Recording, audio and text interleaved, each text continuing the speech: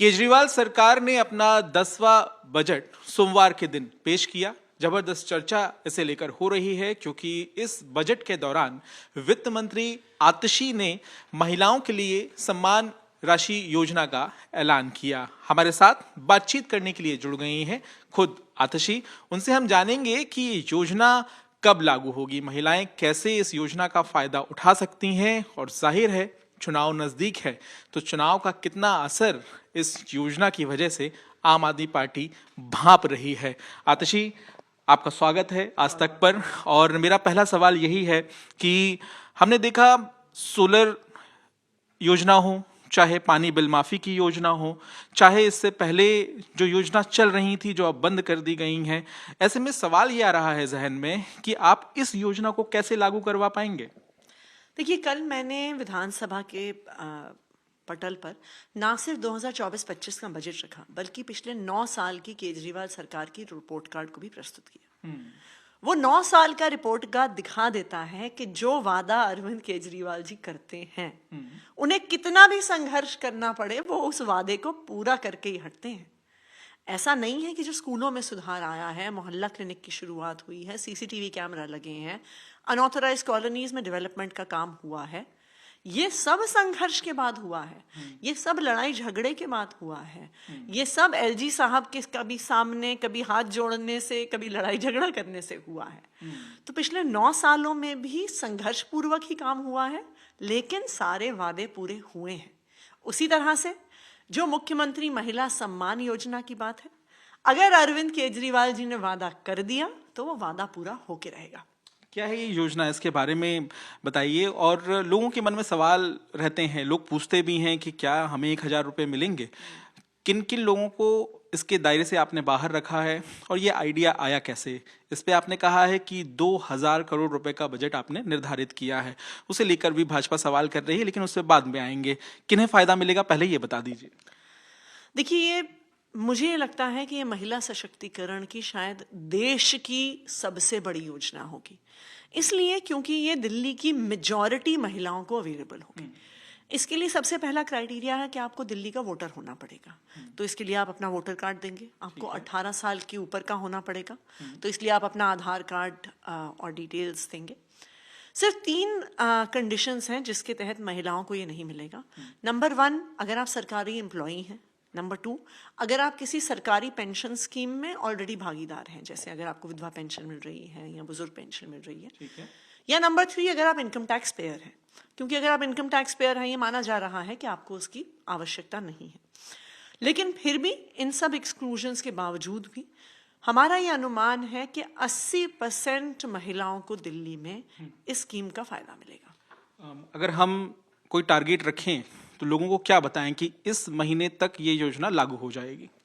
देखिए, अभी तो किसी भी दिन आचार संहिता लग जाएगी, तो योजना कैबिनेट में आने में, कैबिनेट द्वारा नोटिफाई होने में कुछ समय तो लगेगा। लेकिन ऑफ कोर्स लोगों तक पहुंचना, उनसे फॉर्म भरवाने की प्रक्रिया तो हम शुरू कर ही देंगे। लेकिन आप मान लीजिए कि अगर ये जून के महीने में कैबिनेट में आती है, सारी फॉर्मेलिटीज पूरी होते होते सितंबर अक्टूबर तक लोग, महिलाओं के बैंक अकाउंट में पहली बार पैसा पहुंच जाना चाहिए।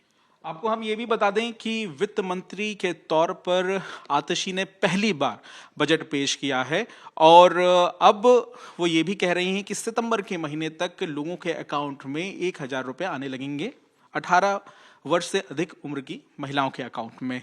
लेकिन राम राज्य को लेकर भी काफी चर्चा आतिशी ने कल अपने बजट में की और इसके पीछे ऐसा लगा कि आप भारतीय जनता पार्टी की पिच पर बल्लेबाजी करने पहुंच गए हैं, क्योंकि इन्होंने राम मंदिर प्राण प्रतिष्ठा के बाद से 400 पार का नारा लगाना शुरू कर दिया है, तो आपको लगा कि ये मौका छोड़ना नहीं चाहिए। देखिए, हम तो राम राज्य की पिछले 9 साल से बात कर रहे हैं और बात से ज्यादा हम राम राज्य को यथार्थ करने पे काम कर रहे हैं। आप अगर राम राज्य की जो भी परिकल्पना है जो रामचरितमानस में रखी जाती है, वो क्या कहती है कि राम राज्य में कोई दीन नहीं है, कोई दुखी नहीं है, कोई बीमार नहीं है, हर परिवार समृद्ध है। जो सबसे पीछे है, जो सबसे नीचे है समाज में, उसके बारे में सबसे पहले सोचा जाता है। तो पिछले 9 साल से अरविंद केजरीवाल जी की सरकार यही तो प्रयास कर रही है, चाहे वो गरीब बच्चों को अच्छा स्कूल देना हो, लोगों को अच्छा इलाज देना हो, उपेक्षित अनाधिकृत कॉलोनियों में विकास करना हो, महिलाओं को सबसे आगे रखना हो, बुजुर्गों को सबसे आगे रखना हो। ये तो अरविंद केजरीवाल जी की सरकार 9 साल से करती आई है। तो भारतीय जनता पार्टी सिर्फ भगवान राम का नाम लेती है, राम राज्य की बात करती है। आम आदमी पार्टी राम राज्य को यथार्थ करती है, उसे जमीन पे उतारने का प्रयास करती है। ये अंतर है दोनों पार्टियों में। इंडिया गठबंधन के तहत आप लोग क्योंकि चुनाव लड़ रहे हैं और जब बीजेपी 400 पार का नारा देती है, आपको क्या लगता है आप जहां चुनाव लड़ रहे हैं वहां पर आप कितनी सीटें जीतेंगे? खैर, दिल्ली की बात करें, दिल्ली में क्या आप 7 सीटें जीत रहे हैं इंडिया गठबंधन के तहत? देखिए, बिल्कुल इंडिया गठबंधन बहुत मजबूती से चुनाव लड़ रहा है और हमारी पूरी कोशिश रहेगी कि 7 में से 7 सीटें इंडिया गठबंधन को आए। बाकी तो ऑफ कोर्स फाइनली आंकड़ा कहाँ पर आके रुकता है वो तो दिल्ली के लोग तय करेंगे। लेकिन इस बार दिल्ली के लोगों को एक बात जरूर समझ में आ रही है। ये बात समझ में आ रही है कि अगर अरविंद केजरीवाल के हाथ मजबूत हुए, संसद में दिल्ली वालों की आवाज उठाने वाला कोई हुआ, तो जो रोज रोज का लड़ाई झगड़ा है, स्कीम्स को रोकने की कोशिश है, काम को रोकने की कोशिश है, वो कम से कम दिल्ली वालों की एक जो रोजमर्रा की परेशानी है वो दूर होगी। क्योंकि इसी से एक सवाल निकल रहा है, भाजपा ये कह रही है कि आप योजनाओं का ऐलान तो कर देते हैं, उन्हें लागू नहीं करवा पाते हैं। भारतीय जनता पार्टी अपने द्वारा शासित कोई एक राज्य हमें बता दे जहां पे सरकारी स्कूल प्राइवेट स्कूलों से बेहतर कर रहे हैं। ठीक है। भारतीय जनता पार्टी कोई एक राज्य हमें दिखा दे जहां पे प्राइमरी हेल्थ केयर, मोहल्ला क्लिनिक्स जितना शानदार चलता है। भारतीय जनता पार्टी कोई एक राज्य अपना दिखा दे जहां पे 24 घंटे बिजली आती है और बिजली का बिल फिर भी 0 आता है, तब मैं मानूंगी कि वादे कौन पूरे करता है। देखिए, पूरा देश जानता है कि भारतीय जनता पार्टी चुनावी वादों के नाम पे जुमले सामने रखती है। अरविंद केजरीवाल जितने वादे करते हैं उससे ज्यादा काम करके दिखाते हैं, ये पूरे देश को पता है। भाजपा ये भी कह रही है कि राम नाम का सहारा आपको लेना पड़ रहा है, काम करना नहीं है लेकिन राम का नाम लेकर इनको राजनीति करनी है। देखिए, राम के नाम पर वोट मांगने वाले तो भारतीय जनता पार्टी है। हम तो भगवान श्री राम के कदमों पे चलने वाले हैं, उनके आदर्श को अपने जीवन में, अपनी राजनीति में उतारने वाले हैं। अगर भारतीय जनता पार्टी भी अपने जिन राज्यों में उनकी सरकार है राम राज्य को यथार्थ करने का प्रयास करेगी, तो मुझे लगता है इस देश में लोगों की जिंदगी बेहतर होगी। मेरा एक सवाल बजट को लेकर है। कल मनीष सिसोदिया की याद आई क्या आपको? क्योंकि मैंने देखा है कि जब वो बजट पेश करने जाते थे तो आप उनका साथ जरूर देती थी, याद आई उनकी? देखिए, हमारे लिए पिछला 1 साल बहुत मुश्किल रहा है। मनीष जी हमारे सरकार के, हमारे पार्टी के एक बहुत महत्वपूर्ण स्तंभ रहे हैं। 1 साल से उनको एक झूठे केस में तिहाड़ जेल में बंद कर रखा है।